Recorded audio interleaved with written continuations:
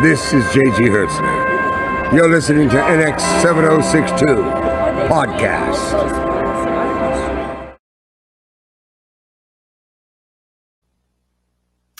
Yes, it is time for the NX 7062 Podcast. I am your host, Stephanie K, and joining me as always, Podcat. Hello. He was actually here before you guys even showed up. Before I even went live, he was sitting on the back of my chair like, oh, Mom, it's time. Let's do this. Because, he's just that cool. So it is Monday night. Welcome, welcome, welcome. It is time to talk whatever the heck I want. It's Star Trek and it's my podcast. We are going to be discussing Lower Decks. It is the lowdown on Lower Decks, and we're going to get to that after a couple little housekeeping kind of things. First of all, if the cat would get out of the way for 1 second. Thank you. There are a bunch of different things happening this month. This month is this kind of month. It's that kind of month. It is officially anti-bullying month.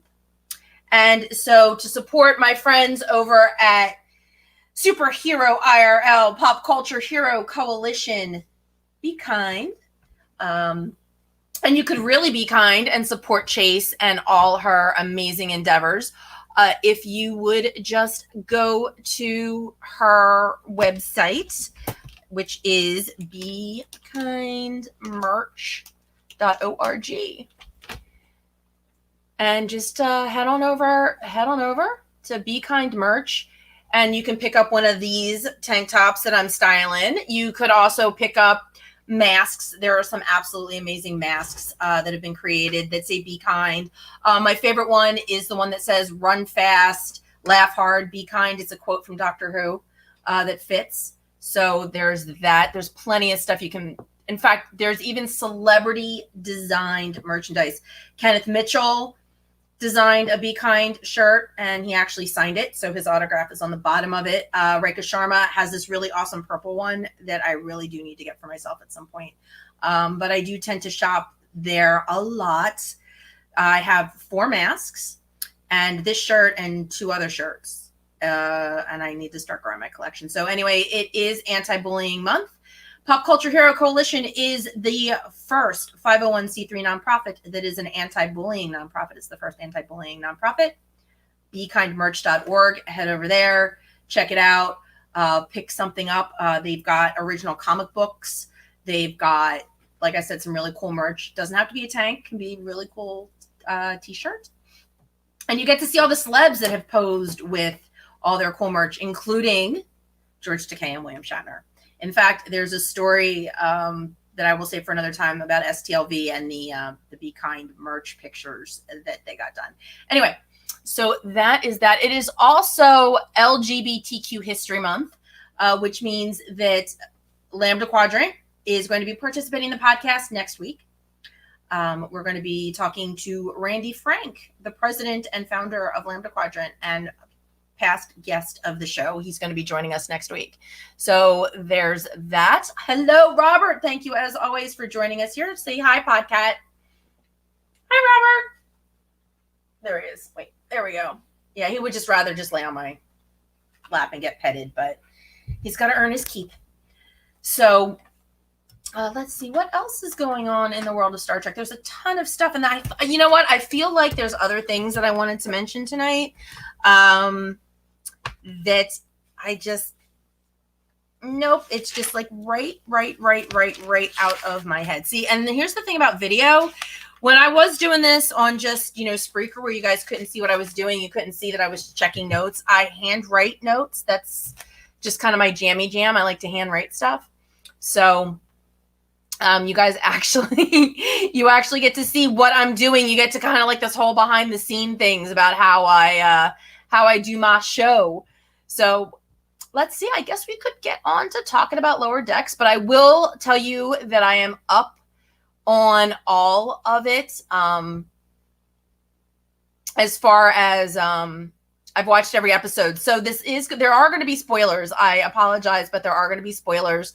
So if you haven't watched it, here's your warning. Check out now, or I'm going to try and keep it as spoiler free as possible. But again, this is all about all about Lower Decks, and you kind of have to figure that if I'm going to be talking about Lower Decks, then we're going to have it be some sorts of spoilers.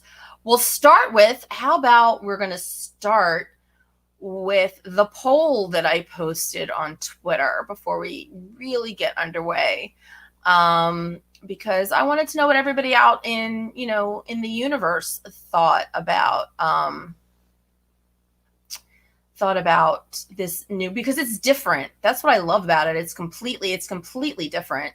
I'm not sure what I was expecting when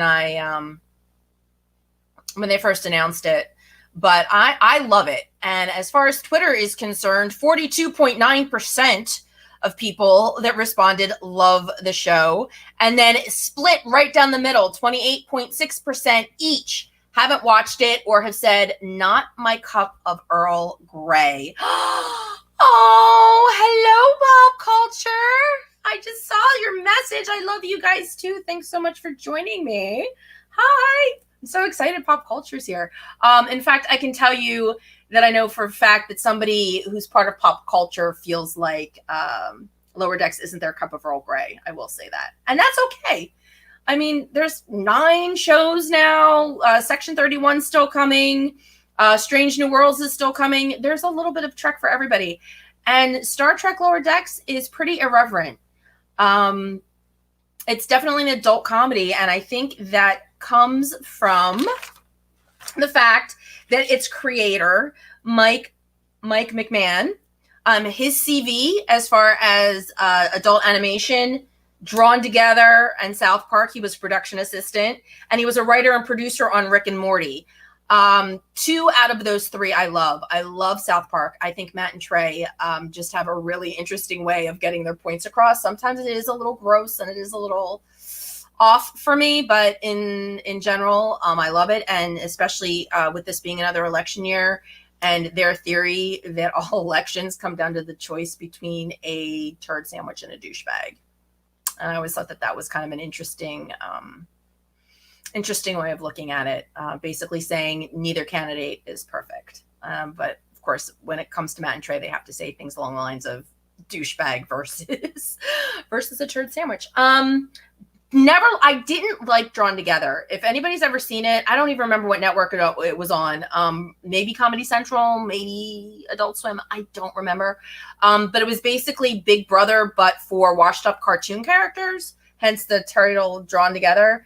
And they had this Superman-like housemate, and I was on the fence about it. And then they decided to put the Superman-like housemate in a wheelchair, and I got offended just from a Christopher Reeve standpoint, because I've always been a huge Christopher Reeve fan.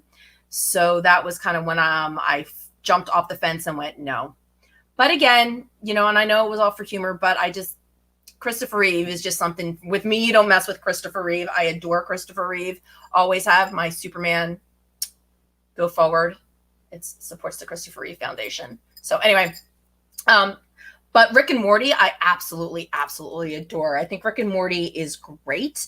And in fact, as a writer and a producer, Mike won an Emmy for Outstanding Animated Program with the episode called Pickle Rick. If you have never watched Rick and Morty, that is a highly recommended episode. Rick turns himself into a pickle. Spoiler alert. And it's just really funny. So what else do we have going on tonight? Lower Decks. More on Lower Decks. So it is the brainchild of Mike McMahon. And the one thing I absolutely love about Lower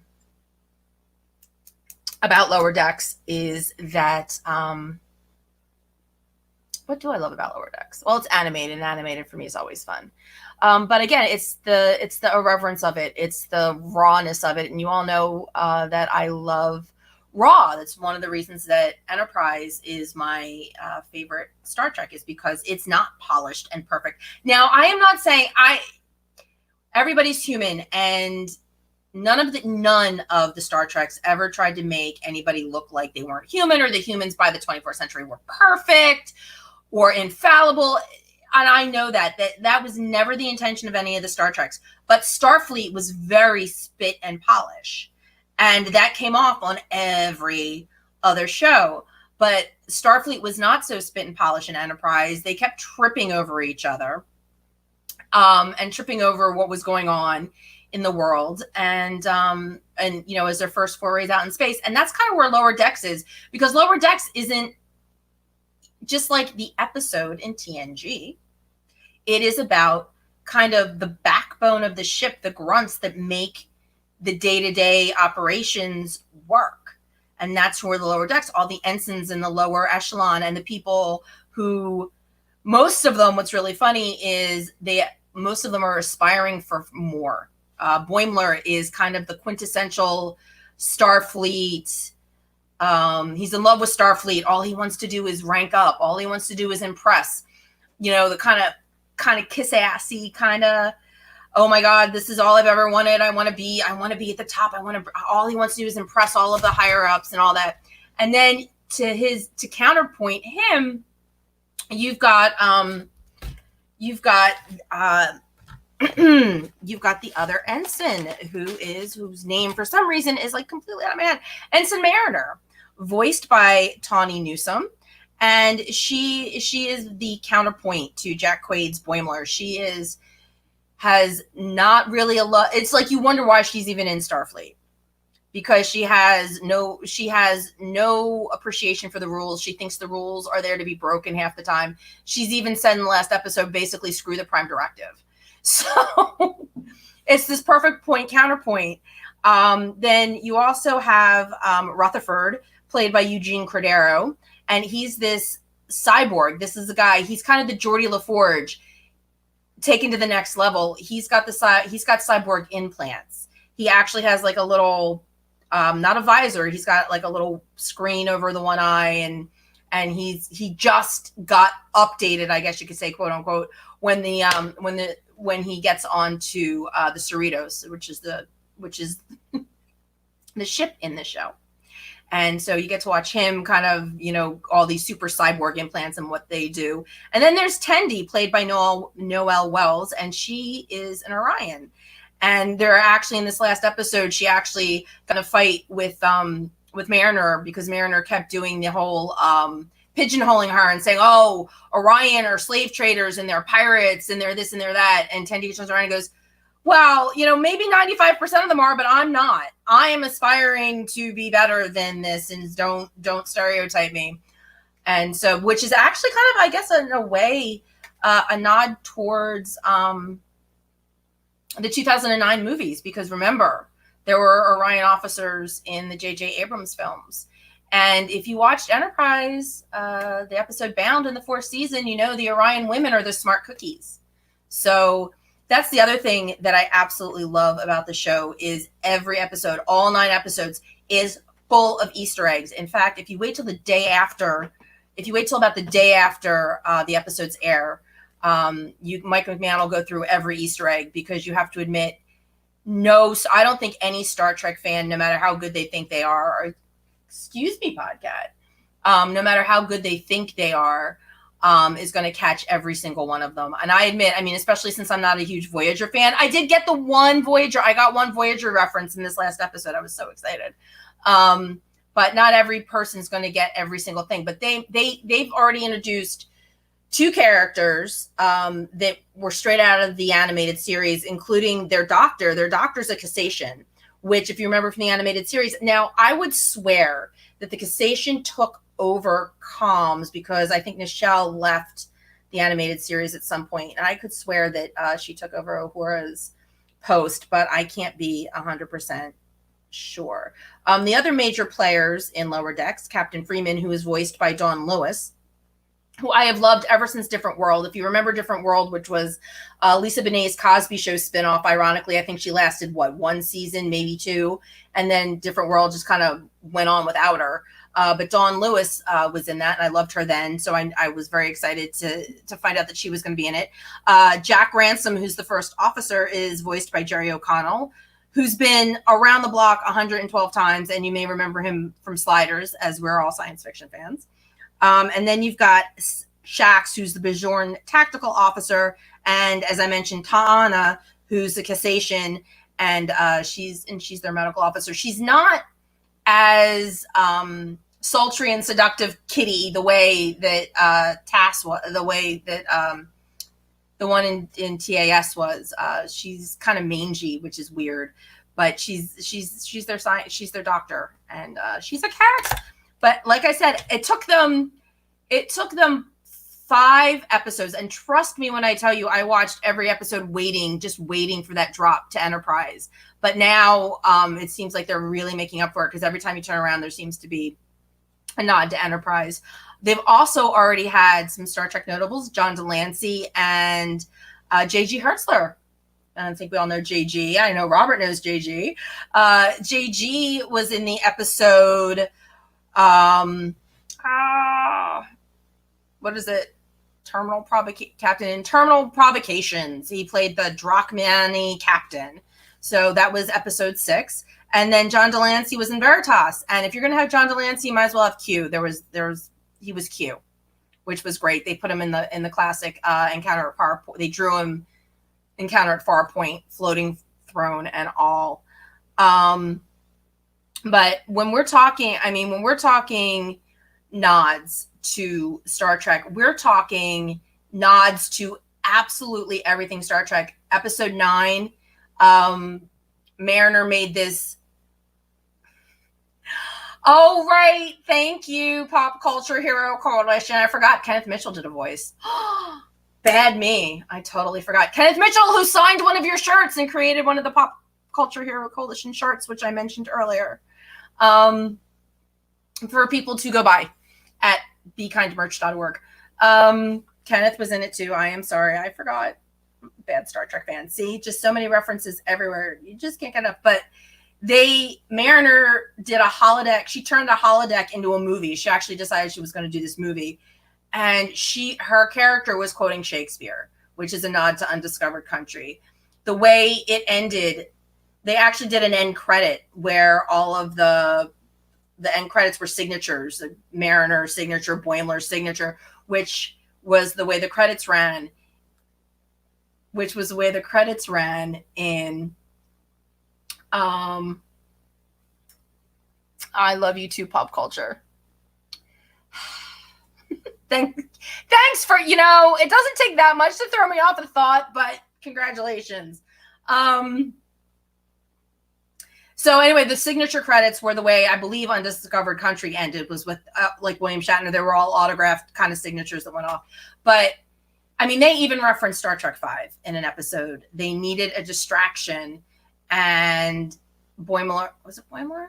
Somebody had to do a fan dance, which was right out of Star Trek V. Uhura did a fan dance as a distraction when they were trying to rescue the hostages on the planet, which I swear to God, I almost had the name of in my head and it just went, psh.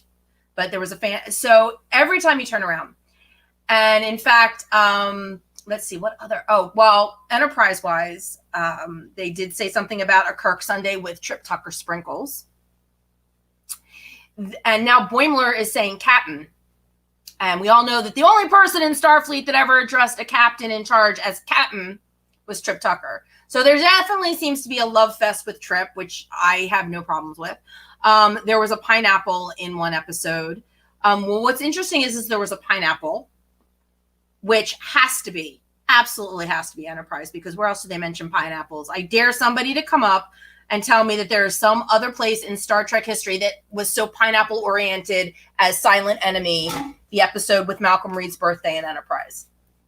And in fact, I just had Nimbus 3 domestic for the win. Thank you. Nimbus 3 was the planet in Star Trek V. Dude, that's awesome. Thank you so much. See, look, I'll even put it up. I forget. See, I'm so used to doing just audio. I forget that I can do fun stuff like that sometimes. Okay. So they mentioned the pineapple. They had a pineapple. And then this past episode, I actually had a conversation with somebody about this one. This latest episode, Mariner had to go for therapy. She got shuttled off to therapy. And she didn't want to go. The doctor always made food references. This like the worst counselor in Starfleet, who was this bird-like creature. And all he did was talk in food references. And at one point he said something about pineapple. And I thought, well, there we go again. And one of my friends had thought that John Billingsley had voiced him. And I said, well, that kind of makes sense, because if you go to conventions and John Billingsley starts to talk about trying out for Phlox, he mentions that they really didn't give him much to go on, except that the guy was an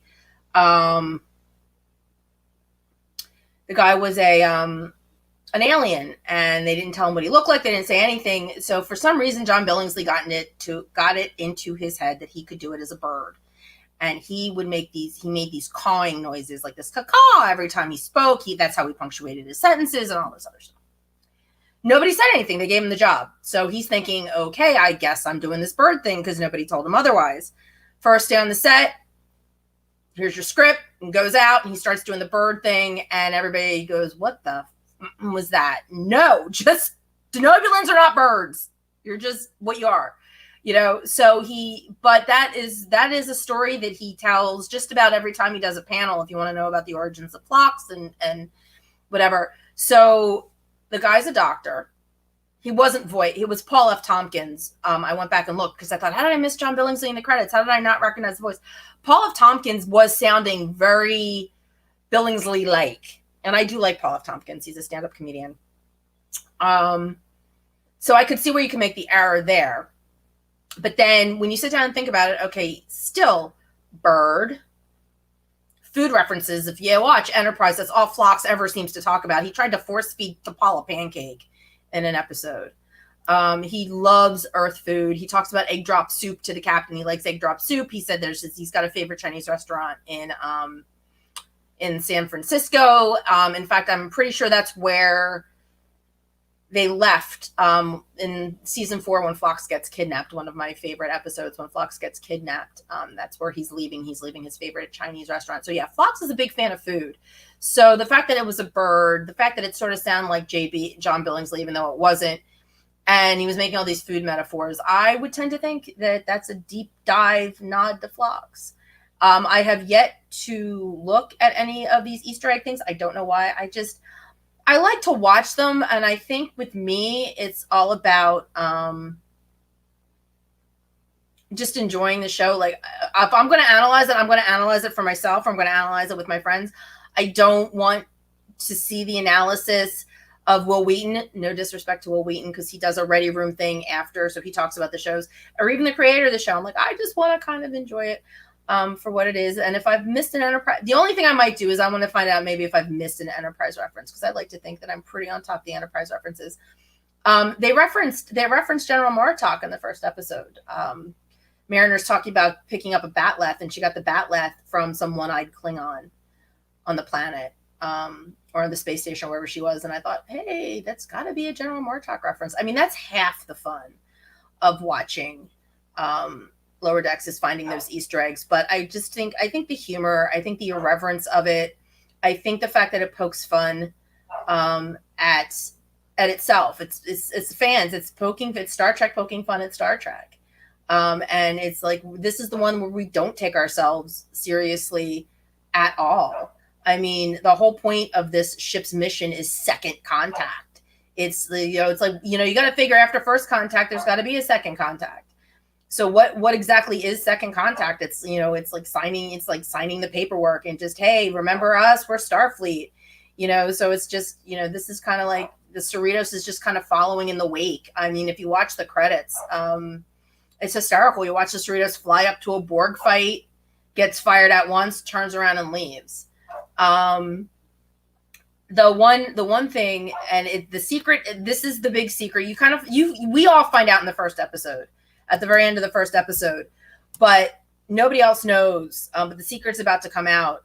Mariner is actually the captain's daughter, and she's been an officer. She gets herself demoted. She does not like being in charge. She doesn't like, being she despises officers. She'd rather be the one, sticking her tongue out at the officers than being an officer. So you find out that her mom is the captain of the ship in the first episode, which is, it's just really funny to watch to watch the mother-daughter interaction.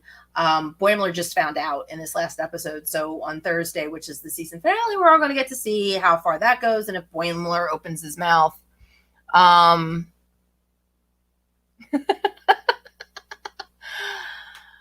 That is entirely possible. That is entirely possible. She could have stolen the Bat'leth, and just said he sold it to her just to cover her own behind.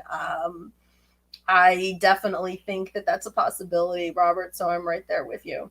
Like I said, it's just it's just very different. Like I said, it's Star Trek poking fun at Star Trek. And just, I mean, like Rutherford is completely obsessed with engineering. He's completely obsessed. He's in love with the warp core, and he's in love with the mundane little things that you need to do to make the ship run, because that's who he is. And Tandy just kind of wants to find her place, improve herself.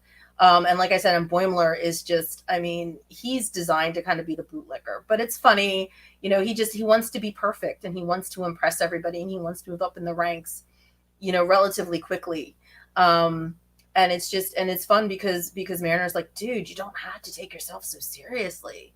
We're out in space. Let's enjoy it. Let's do this. Let's drink and carouse and have fun on our off hours and not worry about, spit polishing our boots every time we turn around. And you got to figure, I mean, it's just showing you another slice of life on a starship. And again, because it's animated, they get to do fun things, and add these characters and things that Gene Roddenberry had said, if we had wanted to do this thing, on TV, it would have just cost too much to have 3-armed aliens with long necks, especially back in the day. I mean, look at it this way. There's a lot of people that, in A Mirror Darkly, again, one of my favorite Enterprise episodes. Believe it or not, I have Enterprise episodes that I don't like, but of course I'm not going to reference them. So let me reference In A Mirror Darkly, which I think is a great episode, with a huge nod to the original series, picking up where the Tholian web kind of left off. And there's a Gorn. Again, spoiler alerts if you've never watched In A Mirror Darkly. There's a Gorn on the Defiant. Basically the crew of the ISS Enterprise, see behind me, ISS Enterprise, steal the Defiant from the Tholians. The Defiant from TOS, from Tholian Web, that winked out of existence, rematerialized in the Mirror Universe, and the Tholians had it, and they were stealing it from the Tholians, and it turns out that they stole it with a Gorn on board. I guess the Tholians used the Gorn as the overseer for their slave labor. Well, we all know what the Gorn looked like when Kirk fought them, but thanks to CGI, he looked completely different. And I thought, you know what? If you're going to have a lizard-like alien, and you are now in 2004, I guess. Yeah, you're in 2004, 2005, and you have the ability to make it look more lizard-like than a guy with a paper mache, head and, this gold lame shirt, then do it. And that's what they did. So, people are like, oh, that's not what the Gorn looked like in TOS. I'm like, no, it's not what the Gorn looked like in TOS. It's what Gene Roddenberry might have wanted the Gorn to look like in TOS. Let's look at it that way. Same thing with George Lucas. I mean, you saw what he did. I mean, I don't agree with everything that he went back and did to Star Trek and Empire and Jedi with the remake, with the special editions. But he was basically saying, if I could have done this in 1977 and 1980 and 1983, this is what I would have done. But I couldn't, but now I can, so I'm going to. And some of it I agree with. A lot of it I don't. But the one that I will tell you, the one thing that I think my favorite little piece of something that he did right was, obviously they hadn't cast the Emperor for Return of the Jedi when they did Empire Strikes Back. So they had a guy play the Emperor. But you know what? Now that you've got your Palpatine, you've got Ian McDermott, and you can get him to just, put his emperor face on and do that thing so that he can be the one in Empire Strikes Back, go for it. That's the one that I absolutely love. That's the one thing that I absolutely loved. And I know I'm crossing over at Star Trek and Star Wars. But again, it's just you have to, that's the way I like to look at it, is that technology changes, things change. There are things that in movies that you want to, I don't necessarily, by the way, black and white films are classic. You don't need to colorize Casablanca, but there are some things you should leave alone. But making the Gorn look cool, that I agree with. So again, with animation, you have a lot more flexibility to do a lot more stuff.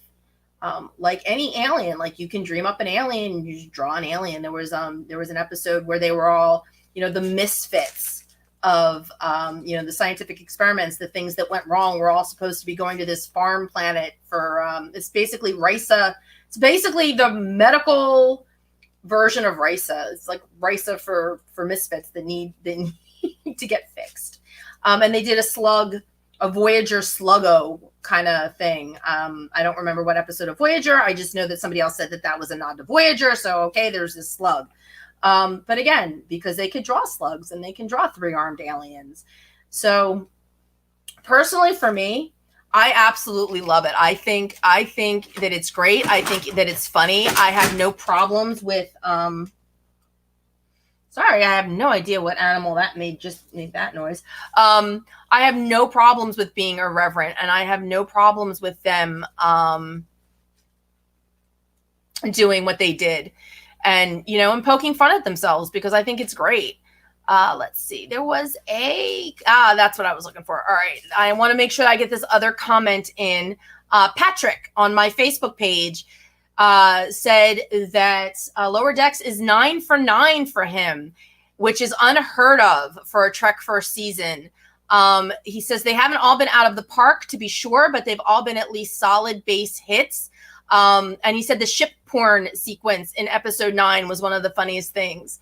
And which reminds me, speaking of the ship porn sequence, that was a nod to Star Trek, the movie, the original movie, and honestly, I started laughing when I realized what they were doing, because that was the worst 20 minutes for me of any Star Trek episode, of any Star Trek movie, was the time that they took to fly around the Enterprise. And I get it. We have returned we're on the big screen now. Let's do something big and cinematic with music. It's just the worst 20 minutes ever. It just feels like, oh, they can get on the ship already. Please, dear God, get them on the ship. So like I said, nothing is off base. They will, every time you turn around, they're doing wonderful little nods. It seemed a little hectic in the first couple of episodes, because it just seemed like, oh, well, it's the Enterprise. Oh, well, the Picard maneuver. Oh, it's like there were just these points. But now it's kind of leveled off to you really need to be paying attention. There was actually this really great moment in the one episode, the JG episode, actually, where they were talking about going through space junk and what could possibly be in all this space debris. And Rutherford was going over this list of, oh, well, it could be this, it could be a cryogenically frozen princess. And it's one of those things where I don't know anything else that he said had any reference to anything, but he said cryogenically frozen princess. Precious Cargo, season 2, the one where Trip inadvertently wakes up a cryogenically frozen princess who they were told was a passenger, but when in fact she was a hostage. And I will tell you, that is one of my least favorite episodes. Padme Lakshmi, gorgeous, great model. I actually liked her on Top Chef. I don't think she can act very well. Did not enjoy her performance as the princess. So that is actually on my lower end of episodes that I like. Side note, something for some reason that's just been floating around in my head the last couple of days. I don't know why. And I probably have mentioned this before, but I've got a convention story. And since I've brought up Precious Cargo, it actually happens to refer to Precious Cargo. This was Vegas 2017. I was chatting with Connor, and someone else was coming up and they were talking to him. And I I was just standing there, and they were asking him if he remembers the episode where he jumped out of a tree. And Connor said, I don't think so. And the guy's like, oh, no, you did and you jumped out of a tree. Connor's like, no, don't think so. And in fact, he actually said, he thought maybe it was Dominic. And the guy goes, no, it was you. And Connor said, I'm really sorry. I don't remember. And I didn't remember until later. I would have told Connor had this popped into my head. It was Precious Cargo. We jumped out of a tree in Precious Cargo. But just remember, for all of you convention peeps, if you go to conventions, you might have seen, I don't like Precious Cargo, but when it's on here as an icons, I leave it on, I watch it. You have probably seen an episode 10, 20, 30 times, especially if it's one of your favorites or it's your favorite show and you rewatch it over and over again, especially now with quarantine. I'm sure a lot of people have been watching a lot of things over and over and over again, right? For him, it was go in, shoot, get your paycheck, on to the next episode. I think a lot of people, especially TV people, TV actors, don't necessarily sit and watch themselves every week or in every episode. So just remember that. In fact, when I interviewed Connor and Dominic last year for the podcast, and somebody had a specific question about Harbinger, which is another episode that I liked in season 3. And I sat down and rewatched it so I could refresh my own memory before I sat down with Dominic and asked him the question. But if you listen to the interview, I kind of recapped the episode, just hoping to refresh his memory. Luckily, the question itself didn't happen to do specifically with the episode as far as, well, when you were in Harbinger and you stepped foot on it wasn't that kind of question. So, but I did want to at least refresh his memory about the episode. So when I asked him the question. But just remember, like I said, I'm just throwing in a little convention 101 thing. And you know what, guys? These guys are going to be at conventions now. Lower Decks, this is a whole new show. Lower Decks people are going to start showing up at conventions, I'm sure, once we get conventions back up and running and underway. In fact, New York Comic Con is doing a huge, and I just shared it to my Facebook page. They're doing a lot of Star Trek panels, including some Lower Deck stuff. I don't know specifically if you have to pay, if there's a Q&A, I don't know. But just remember, you know what, you guys, it's on, you got CBS All Access, you could watch them over and over and over and over again. These guys walked into a booth, probably not even necessarily with anybody else, and recorded their lines. That's how voice work works. So, that's just my little convention 101. Just remember, as much as you love an episode, and you may have seen it 1,200 times over, whoever you're talking to about it that's been in the episode, you'll be lucky if they saw it once. So don't get hurt when they say, oh, sorry, I don't remember. Just, try and refresh their memory and see if that helps. Okay, well, we were just about at time. It is 10:38 here on I'm on the East Coast. It's so funny. I woke up this morning and I was getting ready to do this, and I thought, what day is today? Do I have a podcast? Is it Monday? Seriously, that's I'm sure you guys have all been through that too, where you wake up and you're just like, oh my God, what is it? What day is it? And I'm like, I'm glad I remembered so I could be here with all y'all. I do want to say there's a couple of little things that I didn't say at the beginning, so I'm going to close out the show with some non-Lower Deck stuff. I do recommend Lower Decks.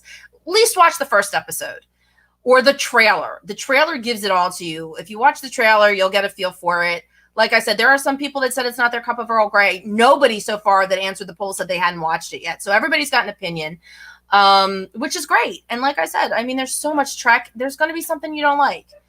Again, I don't like Voyager, but y'all knew that. But it's okay. It's okay not to like Voyager. It's okay not to like Enterprise. A friend of mine just messaged me last week said that they were back into Enterprise. They were very surprised. They liked it, but they are really gaining an appreciation for it. Doesn't like the theme song. I said, you got to tell me about the theme. Doesn't like the theme song, but absolutely is really getting into the show. Really liked Unexpected, the Trip Tucker Gets Pregnant episode, which props. I thought Connor was great in that episode. But let's close this out with a couple of little things that I did forget to mention.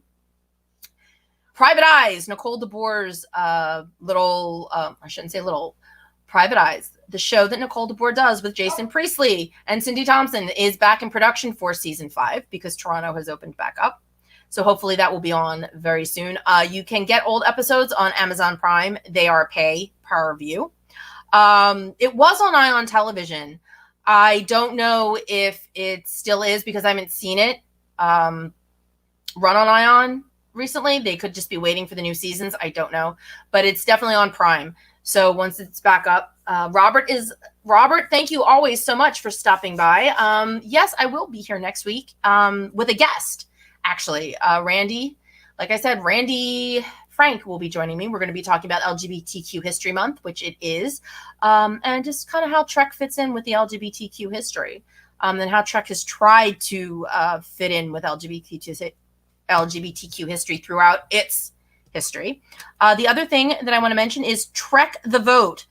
A convention, I'm calling it a convention with a cause, is coming up on October 13th at 6 p.m. East. It is 19 Trek celebrities, including, off the top of my head, Gates McFadden, George Takei. I think Marina Sirtis is one of them. They're also going to have special guests. This is political. So they're having special guests, Stacey Abrams, who is a huge Trek fan, Pete Buttigieg, Cory Booker, and Andrew Yang. And you can attend this convention, donate what you can. And I will be putting up links. I've already shared their tweets, and I will be putting up more. I'll be sharing it more. Again, it's coming up October 13th. So it is not butting up against Virtual TrekCon 2, which is coming up October 15th through the 19th. I'm going to be participating in panels with Lambda Quadrant, but I am also going to have a vendor table. So if you can't get enough of me live just here, just for the half an hour to hour that I'm hanging out with you now, come hang out at my vendor table and we can talk. Because and I will have the schedule up for that as soon as I decide what my schedule is going to be. So as always, guys, thank you so much for joining me. I love hanging out with you every Monday. Tell your friends, because you know what? The more, the merrier. The more Trek people, the merrier. I hope you all have a great week. I want you all to be safe out there. Wear your masks. Wear your masks so we can all live long and prosper. This is Nicole DeBoer, and you've been listening to the NX7062 podcast.